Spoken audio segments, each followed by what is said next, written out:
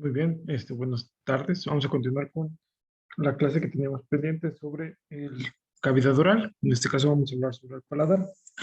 Entonces, el paladar como tal se va a formar por dos regiones, que va a ser el paladar duro y el paladar blando. Este va a constar principalmente de una parte ósea y una parte muscular y de mucosa. Entonces, el paladar duro, como aquí podemos ver, va a separar la cavidad oral de las cavidades nasales y va a consistir principalmente de una cubierta ósea cubierta por mucosa, tanto en la parte oral como en la parte nasal. Entonces, en la parte superior vamos a tener prácticamente la mucosa de las vías respiratorias de la cavidad nasal y en la parte inferior, que es esta parte que estamos observando, está cubierta por mucosa oral que va a formar la mayor parte de la cavidad, del techo de la cavidad oral. Entonces, en esta región, en la parte anterior, justamente vamos a tener diferentes pliegues que podemos observar. En la parte anterior tenemos lo que va a ser una papila incisiva que se va a encontrar justamente sobre la fosa incisiva que se forma entre las láminas horizontales del maxilar y va a estar inmediatamente por detrás de los incisivos. Entonces, aquí vamos a tener la fosa incisiva y encima está la papila incisiva. Por la parte posterior, detrás de esta papila incisiva, la mucosa del paladar va a dividirse en diferentes pliegues. Estos pliegues los vamos a llamar pliegues palatinos transversos y va a tener una rugosidad en la línea media. Y esa rugosidad en la línea media es el rafe del paladar. Recuerden que todas las estructuras que se unen en la línea media van a contar con un rafe. Entonces aquí vamos a tener este rafe del paladar. Y después en la parte posterior, vean justamente donde termina la arcada dentaria, donde tenemos prácticamente los terceros molares. Después va este tejido blando, que va a corresponder con el paladar blando. Este se continúa por la parte posterior, después del paladar duro, y va a actuar como una válvula que puede ayudar a cerrar el istmo orofaringeo al momento de que nosotros tragamos. ¿Ok? Y cuando se eleva, separa la nasofaringe de la orofaringe. Este paladar blando va a estar formado principalmente por 4 músculos y va a estar cubierto por toda una mucosa que se continúa desde la que cubre la faringe y las cavidades orales y nasales.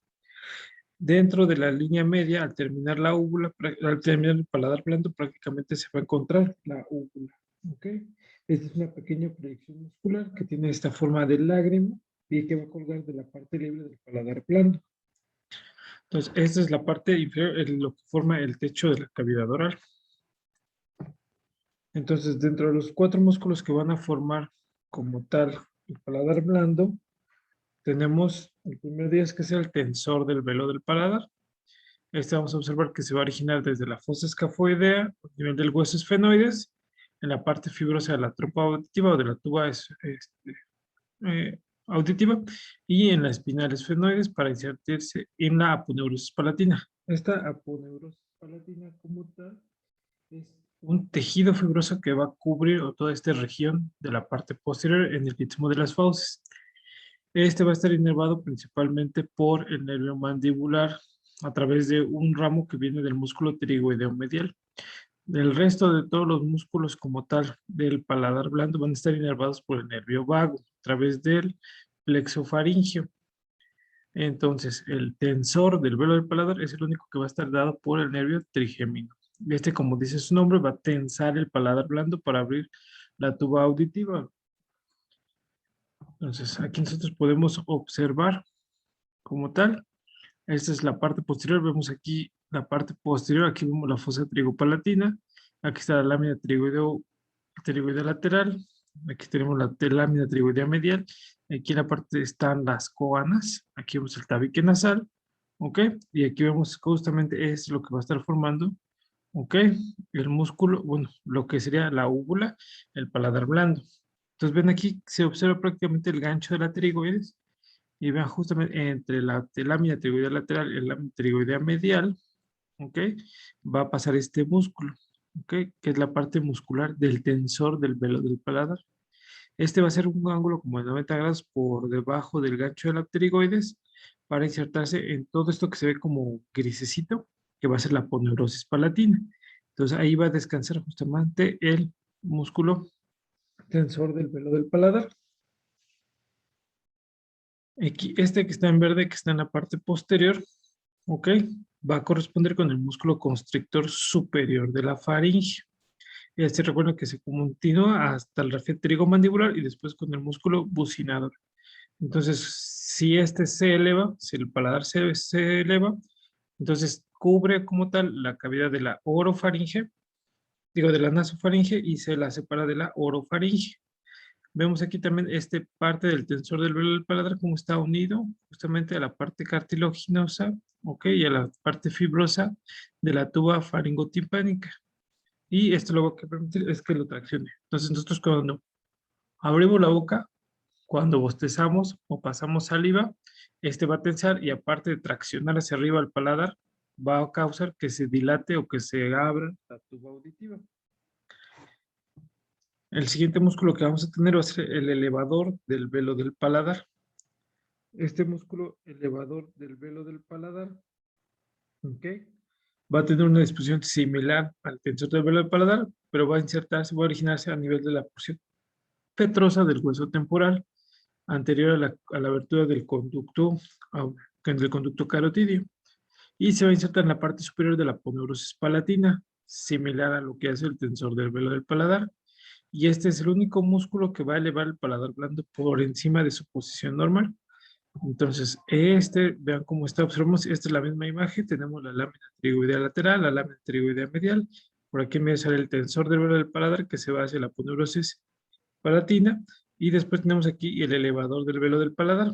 Entonces, vean cómo el elevador del velo del paladar, aquí viene la tuba faringotimpánica, desciende, ¿ok?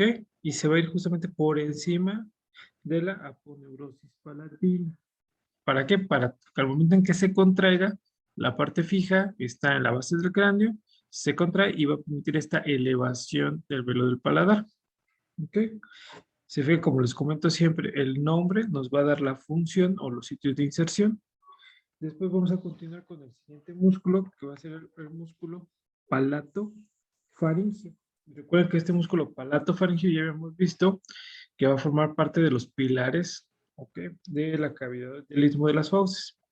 Entonces, como su nombre dice, el palato faríngeo va a originarse desde la parte superior de la aponeurosis palatina y este va a descender para insertarse en la pared faríngea. Ya cuando veamos la faringe vamos a observar cómo se une este palato faríngeo con los constrictores. Está inervado por el nervio vago, que este se va a encargar de deprimir el paladar blando y mover el arco palato faríngeo con respecto a la línea para elevar la faringe. Y esto nos va a servir para cerrar como tal el istmo de las fauces.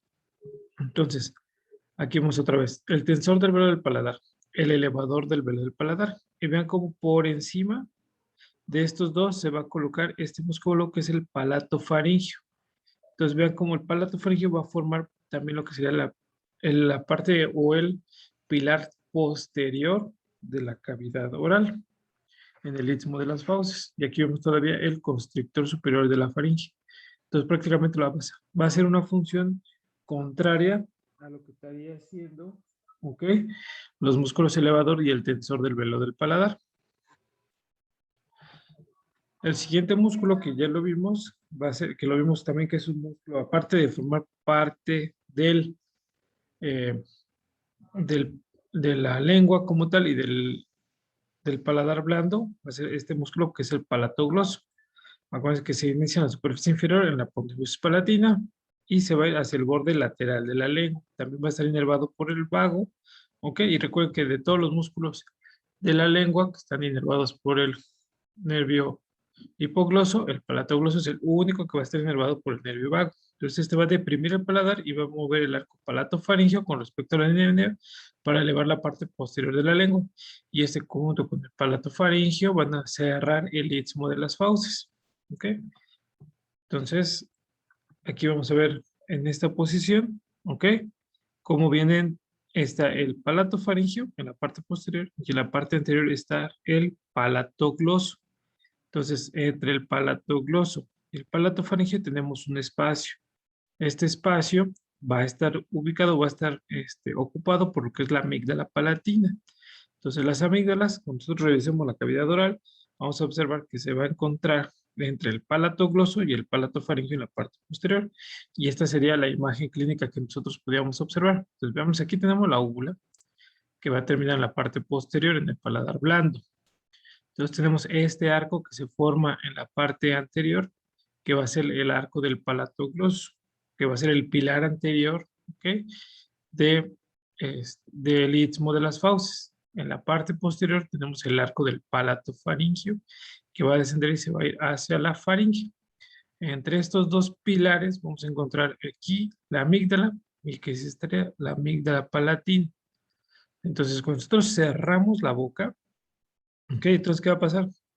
El elevador y el tensor del paladar jalan el paladar blando hacia arriba, mientras que el palato faringio y el palato gloso traccionan para cerrar justamente esta parte.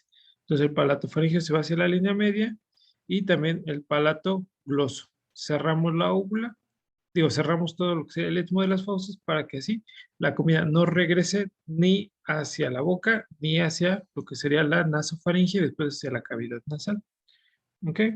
Entonces aquí podemos ver justamente en esta parte inferior es el borde anterior del istmo de las fauces que va a estar formado aquí por el arco del palato gloso. Y ya por último tenemos un pequeño musculito, ¿ok?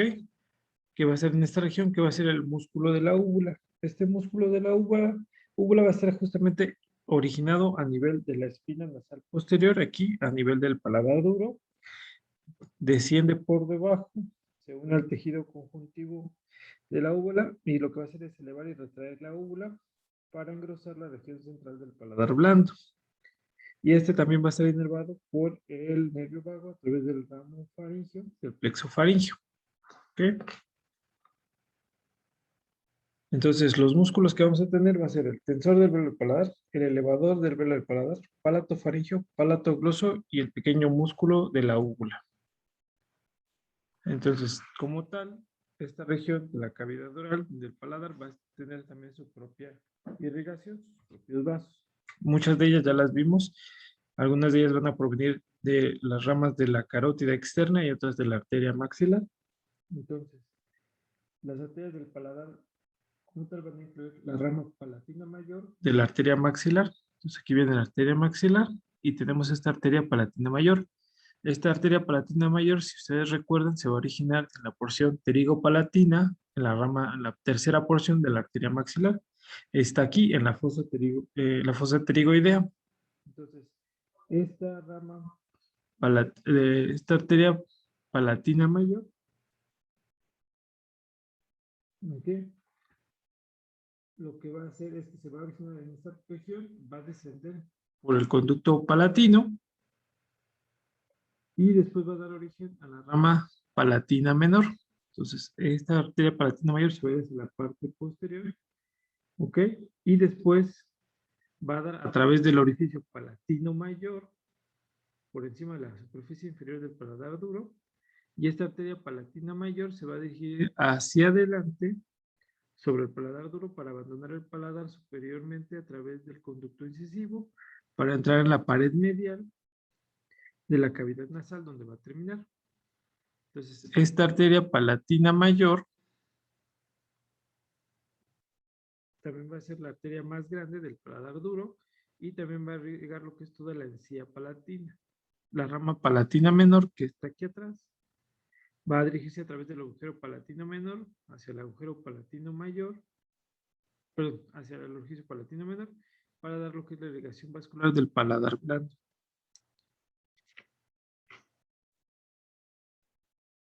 Después vamos a tener lo que sería la rama palatina ascendente. Aquí tenemos esta arteria palatina ascendente, ok, va a provenir de la arteria facial y esta asciende a lo largo todo de la superficie externa de la faringe y después hace un giro medial alrededor de la parte superior del músculo constrictor superior de la faringe para entrar a la fascia faríngea con el músculo elevador y se va a continuar hasta la parte del paladar blando. Entonces aquí ya podemos observar como dos arterias van a llegar al paladar blando.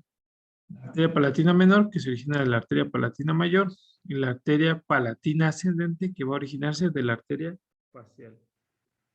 Después tenemos la arteria faringe ascendente. Esta arteria faringe ascendente también va a llevar una rama que va a ser la rama palatina. Entonces, la rama palatina de la arteria faríngea ascendente sigue el mismo tramo hacia lo que sería, al igual que la palatina ascendente, que es el ramo de la facial, ¿ok?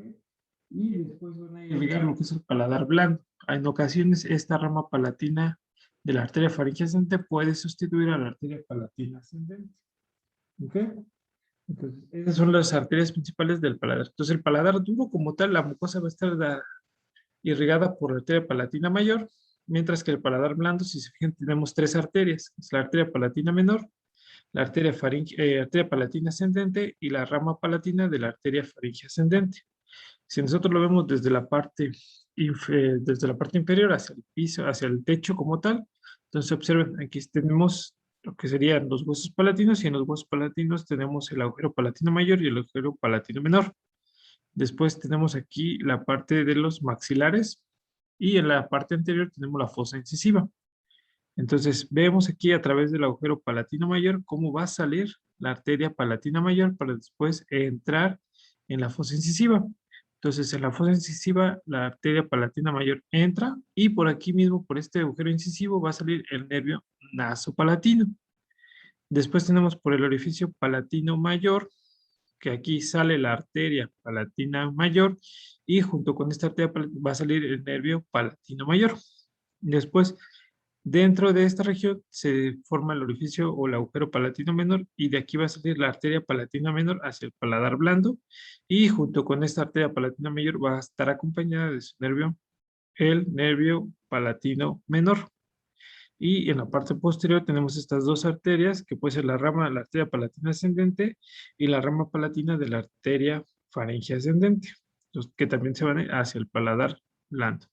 Entonces vemos como tres arterias se van hacia el paladar blando, mientras que solamente una va a irse directamente hacia el paladar duro. ¿Por qué? Porque aquí solamente tenemos justamente mucosa y aquí sí tenemos tejido muscular. Entonces, por eso requiere mayor irrigación esta parte. Y también vamos a tener aquí lo que es las amígdalas. Entonces, a los nervios tanto palatino mayor como palatino menor, ¿okay? Van a viajar a través del agujero palatino mayor, el nervio palatino mayor, y a través del agujero palatino menor, el nervio palatino menor. Si recuerdan, estos nervios palatinos van a originarse justamente del nervio maxilar.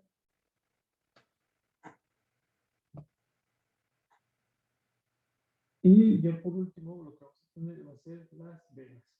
Entonces, las venas del paladar generalmente van a seguir el mismo trayecto que las arterias y van a drenar hacia el plexo venoso, que es el plexo pterigoideo, que va a estar en la fosa intratemporal. O también puede irse hacia lo que son venas asociadas con la media palatina, que van a drenar a nivel del plexo venoso faríngeo o hacia la vena facial.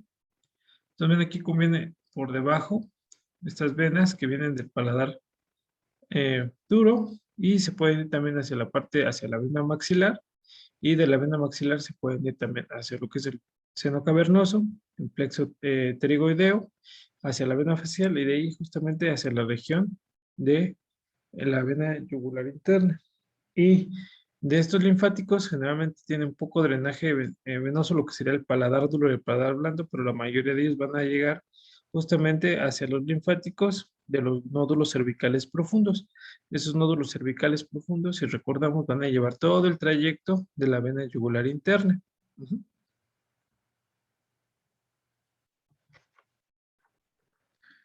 Entonces, como tal, la inervación del paladar, como yo les comentaba, va a venir de esta región, justamente del nervio maxilar, que se va a venir aquí. El nervio maxilar va a entrar y va a llegar a esta región, que va a ser la fosa pterigoidea. En la fosa pterigoidea vamos a tener justamente, ¿okay?, la formación de un nervio, que va a ser este nervio nasopalatino.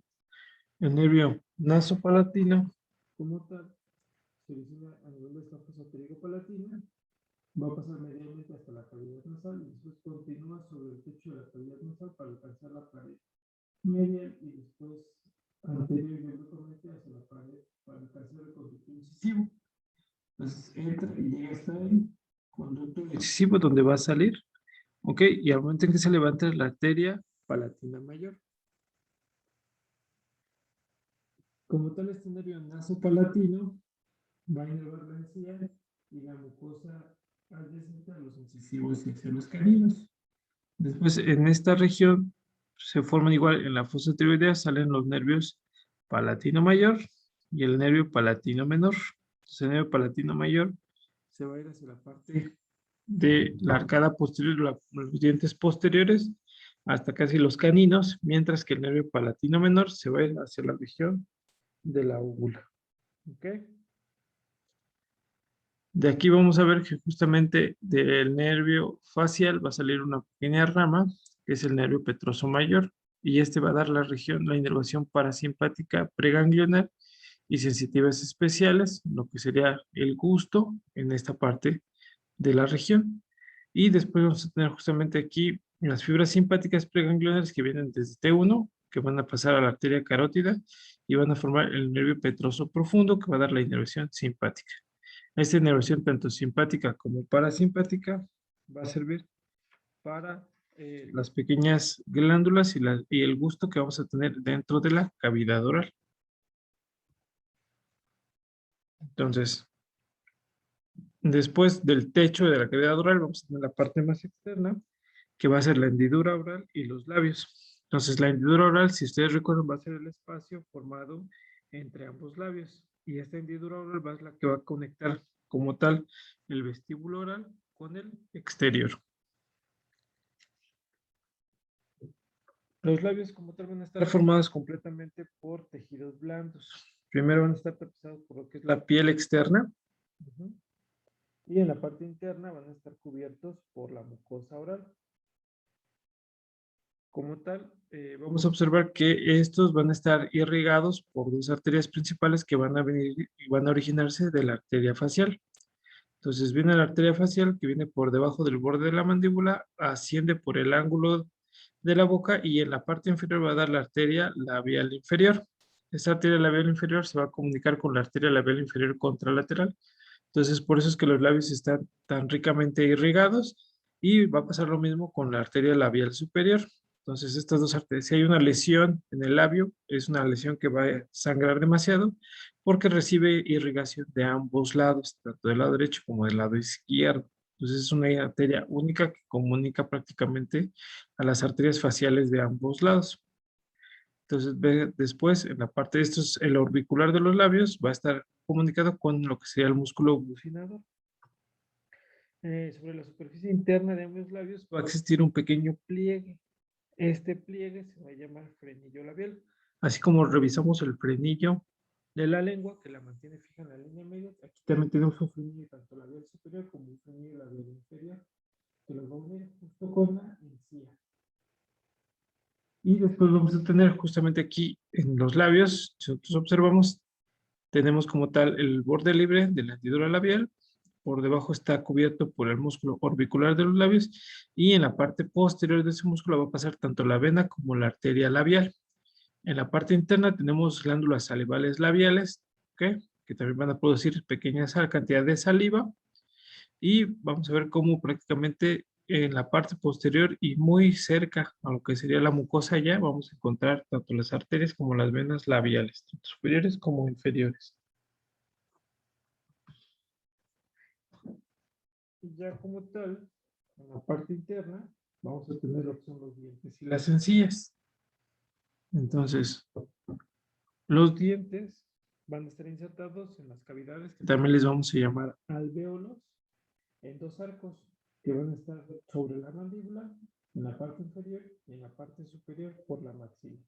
Entonces, van a ser los arcos alveolares.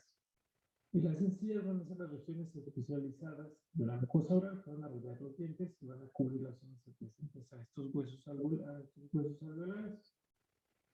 Hay diferentes tipos de dientes y se van a distinguir por su morfología, su posición y su función. Un adulto normal va a tener 32 dientes, 16 en la maxila y 16 en la mandíbula. Y a cada lado de ambos arcos maxilares y mandibulares va a haber 2 incisivos, un canino, 2 premolares y 3 molares. Entonces, en esta región donde tenemos la maxila, vean cómo están los 4 incisivos, los dos caninos, ¿ok? Tenemos 4 premolares y 6 molares. Entonces, igual se repite la misma organización que vamos a tener entre los incisivos, los caninos, premolares y molares. Entonces, los dientes incisivos, que están aquí, pues se llaman como tal incisivos porque van a incidir, son los primeros que van a hacer el corte en los alimentos y son los dientes frontales. Estos generalmente van a tener una raíz y una corona con forma de cincel que se va a encargar de cortar. Entonces, esta es la disposición de los dientes incisivos. Después, como tal, vamos a tener lo que serían los caninos en esta localización. Y estos caninos van a ser posteriores a los incisivos, son más largos y tienen una corona o una cúspide puntiaguda. Y esto se va a encargar de fijar o agarrar la carne o los alimentos que nosotros vayamos a digerir. Después tenemos detrás de los caninos, tenemos los premolares, o también se les conoce como bicúspides, ya que solamente van a tener una corona con dos cúspides puntiagudas. Una sobre la cara bucal, que va a ser sobre la mejilla, y otra sobre la cara lingual. Finalmente tienen una raíz, pero el primer premolar superior que continúa el camino puede tener dos. Y estas se van a encargar de triturar.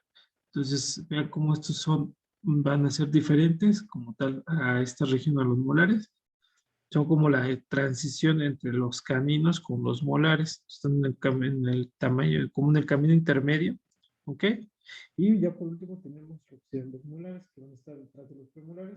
Generalmente van a tener 3 raíces y coronas con 3 a 5 cúspides, y estos se van a encargar de triturar, de moler como tal. Entonces, nosotros como generalmente cuando nacemos no nacemos con dientes. Poco a poco se van desarrollando los primeros dientes que se van a llamar dientes decisivos. ¿Ok? Cuando nosotros somos pequeñitos, no tenemos los 32 dientes como normalmente los tenemos ya en la vida adulta, sino que vamos a tener estos dientes que también les conocemos como dientes de leche o dientes decidos. Este va a contar de 2 incisivos, un canino, 2 molares a cada lado del maxilar y la mandíbula. Y estos van a ser reemplazados por todos los dientes al final de la vida adulta, que van a ser los molares, ¿ok? Y los incisivos, los caninos y los premolares, hasta formar las 32 piezas dentarias. Entonces, ese es el desarrollo normalmente que vamos a tener.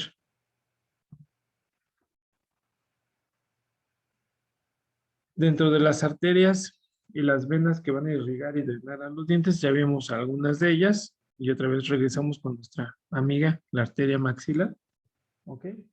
Y de estas vamos a tener las arterias alveolares superiores posteriores y las arterias y venas alveolares anteriores y la arteria alveolar inferior.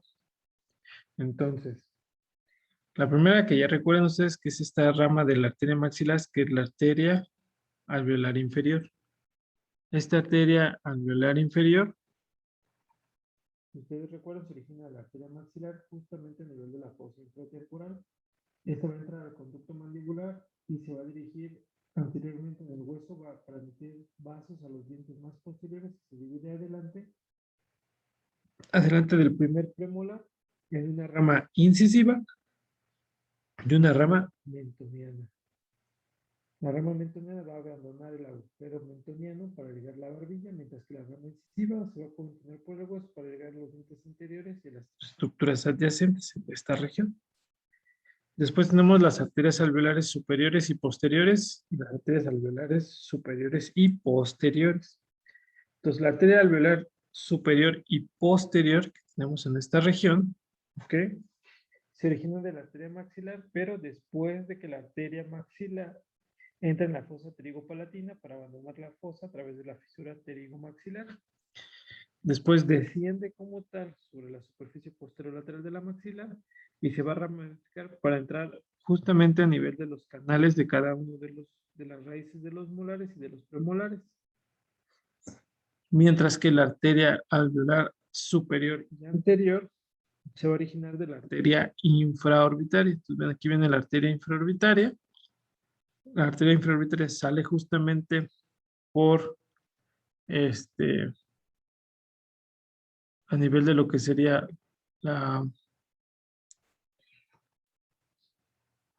el orificio infraorbitario, pero antes de salir del orificio infraorbitario, como tal, va a formar lo que sería la arteria alveolar superior, ¿ok? Pasa a través del hueso y va a emitir ramas para llegar justamente a los huesos, a los dientes anteriores, que serían los incisivos y los caninos. Y todo el drenaje venoso generalmente procede de los dientes superiores e inferiores, siguiendo el trayecto de las mismas arterias. Después, todo pasa a través de los vasos que se originan a través de, desde el orificio mentoniano hacia la parte del plexo pterigoideo, la fosa infratemporal, y algunas pueden ser emisarias hacia el seno cavernoso, hacia la vena retromandibular, y después comunicarse hacia la vena facial, hacia la vena yugular externa y hacia la vena yugular interna.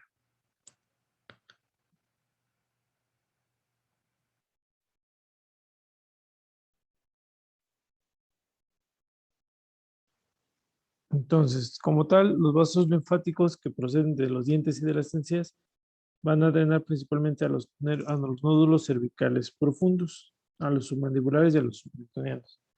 Entonces, generalmente, como ya vimos, los que están en el paladar duro, en la parte superior, paladar duro y paladar blando, se van a ir justamente a los cervicales profundos en la parte superior, siguiendo todo el trayecto sin pasar por los submandibulares y los submentonianos. Todo lo que sean los dientes de la región mandibular, tanto los anteriores como los inferiores, drenan a los nódulos submentonianos y a los submandibulares para después seguir el trayecto e irse justamente a los nodos cervicales profundos. Entonces, nosotros cuando operamos paciente con cáncer de paladar, sabemos que en el paladar es muy raro que hagan metástasis ganglionarias hacia la región submandibular, hacia la región submentoniana, y hacemos disecciones de los cadenas cervicales profundas. Más sin en cambio, pacientes con tumores a nivel de la mandíbula, sí hacemos una disección ganglionar de los niveles submandibulares y de submentonianos porque sabemos que es su primer relevo ganglionar. Por eso es importante saber dónde se van a encontrar, y generalmente en el paladar el ganglio que realizamos es el yuguloδιgástrico, que es hasta aquí el yugular, y por acá viene el músculo digástrico, y estos ganglios son los que tenemos que revisar. Dentro de la inervación, pues ya vimos un poquito cuando revisamos justamente los nervios de la fosa infratemporal y de la fosa pterigopalatina.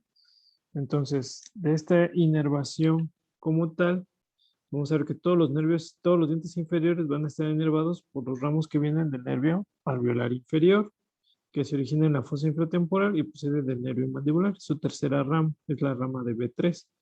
Y después el nervio alveolar, y que va descendiendo, entra al agujero mandibular en la superficie medial de la rama de la mandíbula, y después se va a ir por todo el conducto mandibular, ¿okay? Hasta terminar justamente, antes de salir por el orificio mentoniano, va a dar su rama incisiva y después va a dar como tal su rama mentoniana.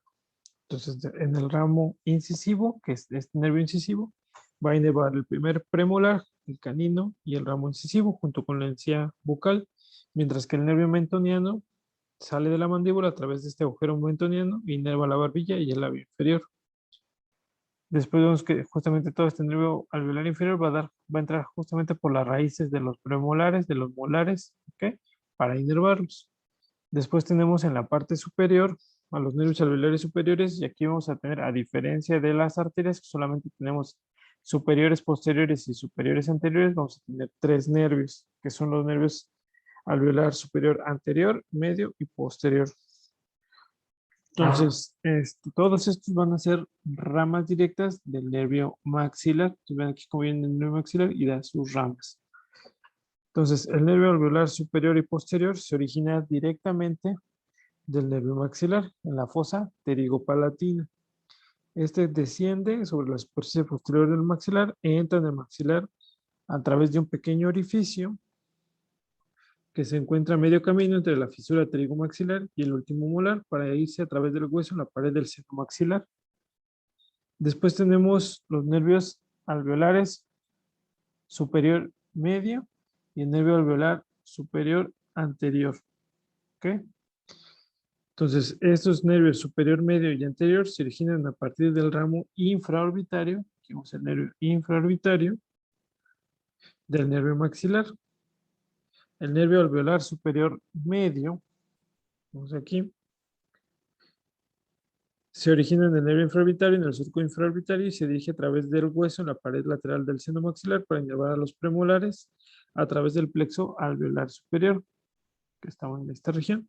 Y después el nervio alveolar superior anterior se origina igual del nervio infraorbitario, en el conducto infraorbitario se dirige a través de la maxila en la pared anterior del seno maxilar y también junto con el nervio alveolar superior medio forman el nervio forman el plexo alveolar superior para inervar tanto el canino como los incisivos. Por último, vamos a ver, esta es la inervación de los dientes. Nos faltaría lo que sería la inervación de las encías. Entonces, las encías como tal también tienen su inervación diferente, en la parte superior, en el techo. Entonces, como los dientes y las encías van a estar inervadas por nervios que se originan a partir del nervio trigémino, vemos que la encía asociada con los dientes superiores va a estar inervada por ramos derivados del nervio maxilar y de los dientes inferiores con las ramas originadas del nervio mandibular. Entonces, vamos a ver que en la parte superior tenemos aquí los tres, de este lado, del lado derecho, vamos a tener los dientes y de este lado las encías. Entonces, los dientes, como ya vimos en la parte superior, van a estar inervados por ramas del nervio maxilar, que van a ser los nervios alveolares superiores y posteriores, que van a ser los molares, en la parte de los premolares del nervio alveolar superior medio, y los incisivos junto con el canino del nervio alveolar superior anterior. Mientras que las encías, vamos a tener una encía bucal y una encía palatina o una encía lingual. Esta encía lingual es la que va a estar pegada a la lengua, ahí al paladar, mientras que la encía bucal es la que está pegada justamente a la mucosa de la cavidad oral. Entonces, aquí vamos a tener justamente los dos nervios, que sería el nervio nasopalatino, que procede de la rama maxilar, y tenemos el nervio palatino mayor, que procede justamente también de la rama maxilar. Entonces, en la cara palatina vemos aquí cómo está tanto de los molares como de los premolares, que está en color azul, va a estar dada principalmente por el nervio palatino mayor, mientras que de los incisivos y de los incisivos junto con el canino, bueno, junto con los incisivos nada más, vamos a tener y hasta lo que sería el canino, vamos a tener al nervio nasopalatino. Y en la parte externa vamos a tener el nervio alveolar superior anterior, que es el de la mucosa, el nervio alveolar superior medio, que va a estar inervando justamente los premolares, y a la mucosa de la encía de los molares vamos a tener el nervio alveolar superior y posterior. Entonces vean cómo estos tres nervios, a los alveolares superiores anteriores, aparte de inervar a los dientes, también van a inervar a la encía de la parte bucal. Mientras que la encía de la parte lingual o palatina la vamos a tener por los nervios nasopalatino y el nervio palatino mayor. En la parte inferior, a lo que serían los dientes, pues vamos a ver que todos los dientes están inervados por el nervio alveolar inferior, pero lo que sería el canino y los incisivos y el primer premolar van a estar dados por el nervio incisivo, pero es rama del nervio alveolar inferior. Todos estos van a ser del nervio mandibular, de la tercera rama del trigémino. Y en las encías aquí sí vamos a tener una modificación. Entonces la encía, que va a ser la encía lingual, o la encía que va a ser en esta región, vamos a tener que va a estar irrigada a la encía de la parte interna. Vamos a tener el nervio lingual que procede de B3 de la rama mandibular. Y de los molares, si recuerdan, del nervio trigémino de la rama mandibular también procede el nervio bucal. El nervio bucal va a dar justamente a la mucosa de la encía en la región oral, en la región bucal, mientras que en la parte anterior de los premolares, el canino y los incisivos va a estar dada principalmente por el nervio mentoniano, que procede del nervio alveolar inferior. ¿Ok? Entonces, esa sería como están inervados justamente los dientes en la cavidad oral y las encías. ¿Ok? Entonces, con esto damos por terminado a lo que sería la clase de cavidad oral. Terminando este video, les voy a dejar una actividad para que respondan, que sería como una tarea, sobre cavidad oral, que se va a tomar en cuenta para sus calificaciones. Entonces, dudas o preguntas me las pueden hacer en la clase o directamente por Brightspeed. Tengan buen día. Hasta luego.